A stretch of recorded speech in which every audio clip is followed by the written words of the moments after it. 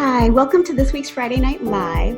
And instead of answering one of the questions of the week, have you noticed that Dominic has been spreading good news on his page? Thank you, Dominic. We're picking on you.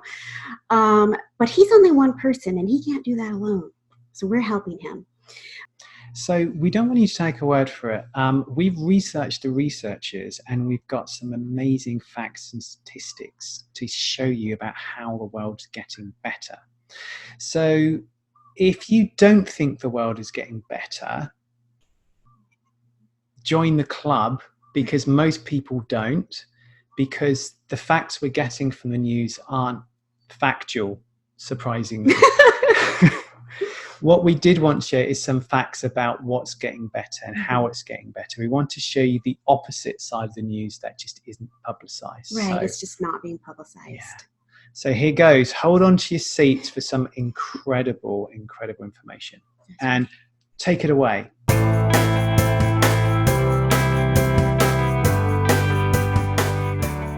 Now, this is bona fide research. Global poverty.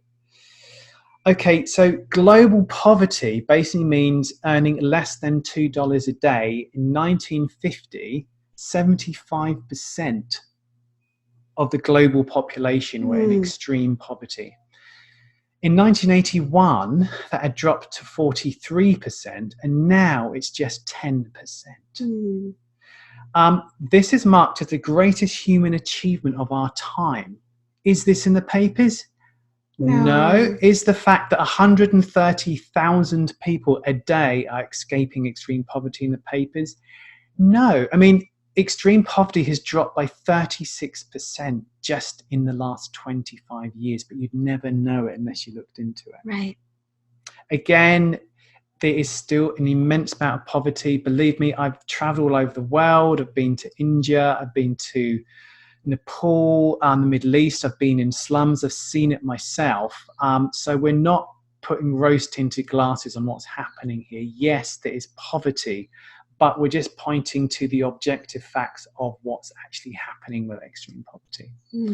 The other thing, child mortality is 50% lower than it was just in 1990. And 2.6 billion, I'll say that again, 2.6 billion people have got access to clean water just from 1990 to 2015.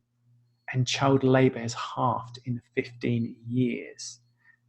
Is that on CNN? Is that on the BBC News? No. You would never know. No. You would think it's the complete reverse of that, but It's just not true. And the environment. UK plastic bag sales have fallen 90%, and they've been completely banned in many of the United States territories and states. Good going, guys. Some of them are de facto, like Hawaii, meaning we aren't being told not to use, but just community-based. We decided not to use plastic. Global tree coverage for the first time is actually increasing. And renewable energy is now more cost-effective than fossil fuels. Fossil fuels is $148 per megawatt, and solar is only $50. What? So solar and renewable energies are sort of 3 times less expensive than fossil fuels. So it doesn't make sense. And actually, for the first time in history, renewable energy sources are becoming more popular than fossil fuels. Right, that's all we use in Hawaii. Yeah. Solar. Go ahead. Tell about the bison. Bison. In 1877, it was on the decline, our beautiful 4-legged fuzzy bison that roamed the plains. There was only 512, and we thought that they were going to extinct. Now, 21,000 are up running around, so look out.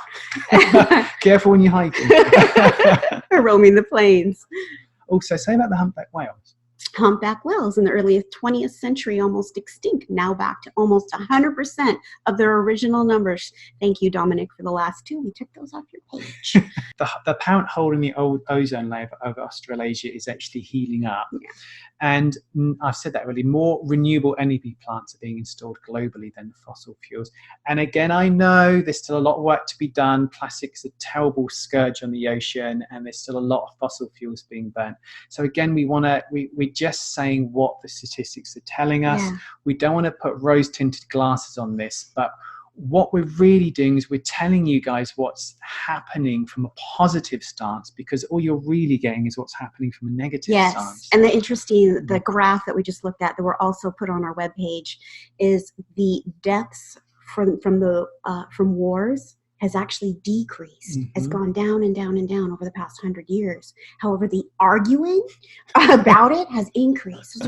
So there's a lot more chaos and conversation around this very heated subject.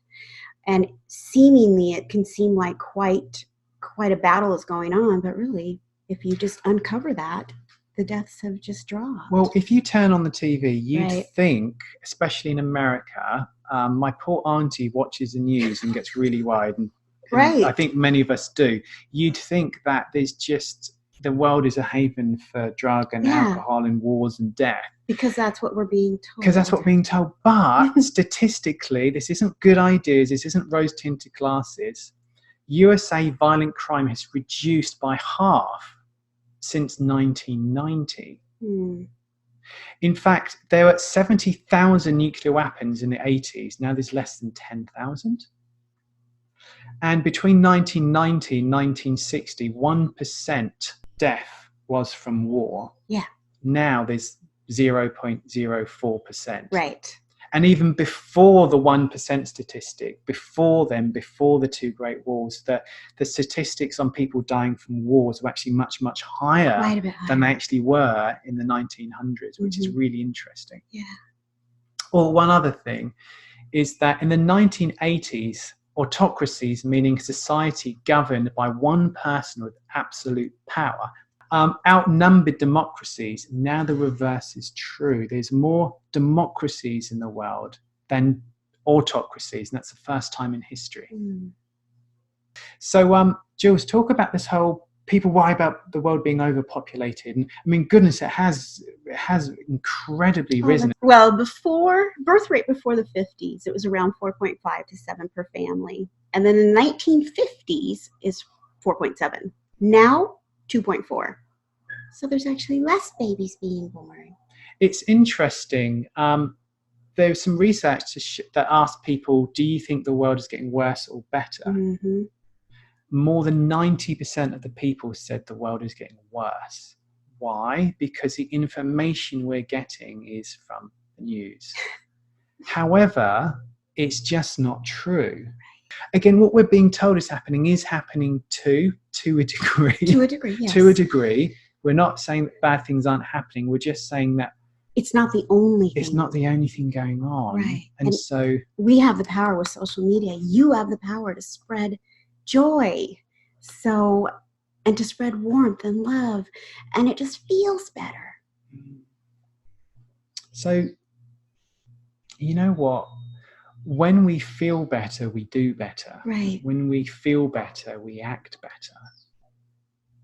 If you're one of the people like I was who wanted to, who got really upset and negative about what's going on in the world, it just means that you care, you have empathy for our fellow brothers and sisters walking this green planet, and dogs, you can hear a dog in the background, and you wanted to do something about it. But I think, to be honest, when you're spreading the good thing about life, it enlivens other people to do good things too. It does. People don't get so worried, and the climate, the mental climate going into the collective conscious will be more positive, which will then create more positive things happening. Right.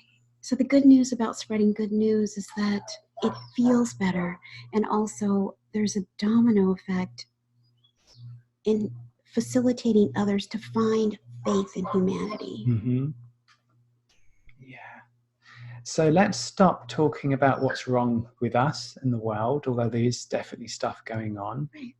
Let's look at what we're doing right. Let's look at the biggest achievement in modern history, the rise out of extreme poverty.